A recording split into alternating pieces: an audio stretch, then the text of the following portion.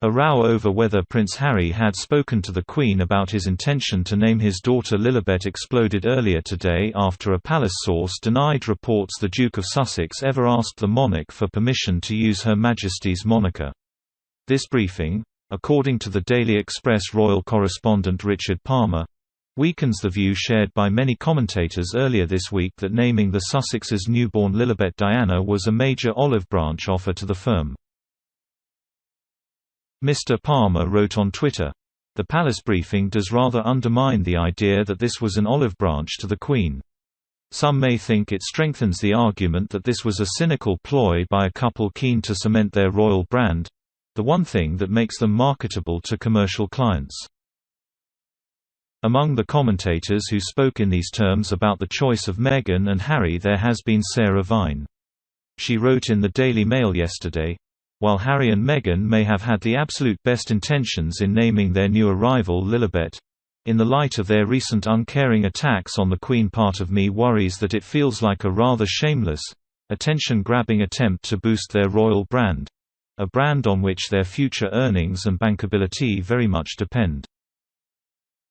Mr. Palmer also commented on the palace source's denial, first published by the BBC, noting it gives the idea the firm and the Sussexes can't even agree on a name.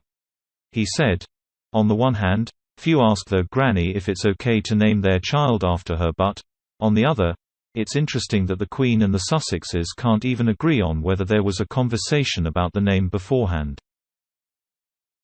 He ended his tweet mentioning the Queen's 61-word-long statement which followed Meghan and Harry's interview with Oprah Winfrey, saying, "Recollections may vary."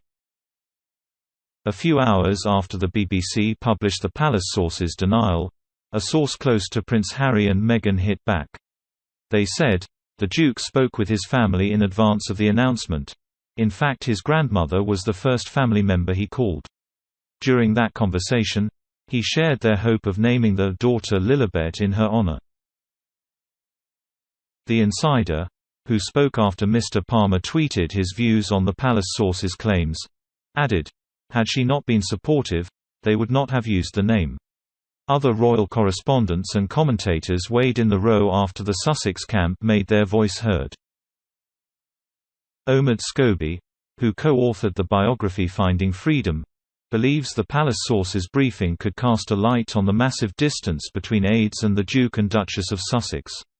He tweeted, "Those close to Prince Harry confirm that he spoke to close family before the announcement, so perhaps this report highlights just how far removed aides within the institution, who learned of the baby news alongside the rest of the world, now are from the Sussexes' private matters." Commentator Russell Myers stood by his report from earlier this week of the conversation between the Queen and Prince Harry over the name of the Sussexes' newborn. He tweeted, "My understanding was, and still is, that Harry alone previously spoke to the Queen about the name Elizabeth and Lilibet, and did not seek permission. HMQ said it was a lovely idea." And Richard Eden, commenting on the Sussex camp's reply, said, "Surely, that's telling the Queen about the decision they've already made, rather than seeking permission beforehand. Him was hardly likely to say, no." A spokesperson for the Duke and Duchess of Sussex announced on Sunday the couple had welcomed their daughter on Friday, June 4. A statement informed the baby was born at Santa Barbara Cottage Hospital and weighed 7 pounds and 11 ounces. Explaining the reason behind Lily's names, the statement said, "Lily is named after her great-grandmother, Her Majesty the Queen, whose family nickname is Lilibet. Her middle name, Diana, was chosen to honour her beloved late grandmother, the Princess of Wales."